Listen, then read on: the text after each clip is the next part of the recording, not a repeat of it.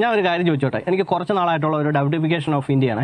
ഈ ജില്ലാ പഞ്ചായത്തും ബ്ലോക്ക് പഞ്ചായത്തും എന്തിനാ? ജില്ലാ പഞ്ചായത്ത് മെമ്പറും ബ്ലോക്ക് പഞ്ചായത്ത് മെമ്പറും എന്തിനുള്ളതാ? എനിക്കറിയത്തില്ല. കാരണം എന്താണെന്ന് വെച്ച് കഴിഞ്ഞാൽ നമ്മൾ എന്തിനാണെങ്കിലും ഈ ജില്ലാ പഞ്ചായത്തിനും ബ്ലോക്ക് പഞ്ചായത്തിലും പോയിട്ടുണ്ടോ? അല്ലെങ്കിൽ ഈ മെമ്പർമാരെ ആരെങ്കിലും എന്തെങ്കിലും കാര്യത്തിന് സമീപിച്ചിട്ടുണ്ടോ? ഉള്ള വള്ളിയെല്ലാം വരുന്നത് മൊത്തം ഗ്രാമപഞ്ചായത്ത് മെമ്പർമാർക്കല്ലേ. വീട്ടിലെ വഴക്ക് തൊട്ട് അതിരുമാന്തൽ തൊട്ട് എല്ലാ കുടുംബ പ്രശ്നങ്ങളും എല്ലാം വള്ളിയും കൂടെ വന്നു ചേരുന്നത് എവിടെയാണ്? പഞ്ചായത്ത് മെമ്പറെ തലയ്ക്ക്. അവരല്ലേ ലൈവായിട്ട് നിൽക്കുന്നത്.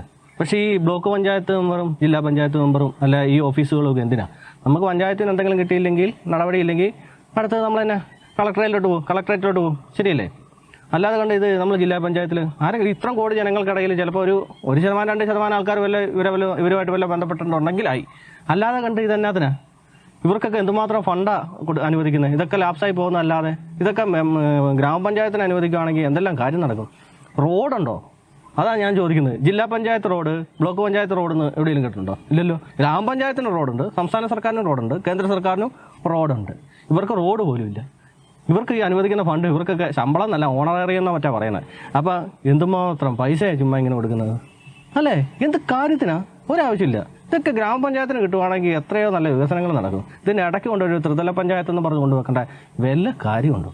അറിയാവുന്നവരൊന്ന് കമൻറ്റ് ചെയ്തൊക്കെ. ആരെങ്കിലുമൊക്കെ എന്തെങ്കിലും കാര്യത്തിന് ഈ ജില്ലാ പഞ്ചായത്തിലോ ബ്ലോക്ക് പഞ്ചായത്തിലോ പോയിട്ടുണ്ടെങ്കിലേ ചുമ്മാ ഒന്ന് അറിയാനെ കൊണ്ടാ. ഓക്കെ.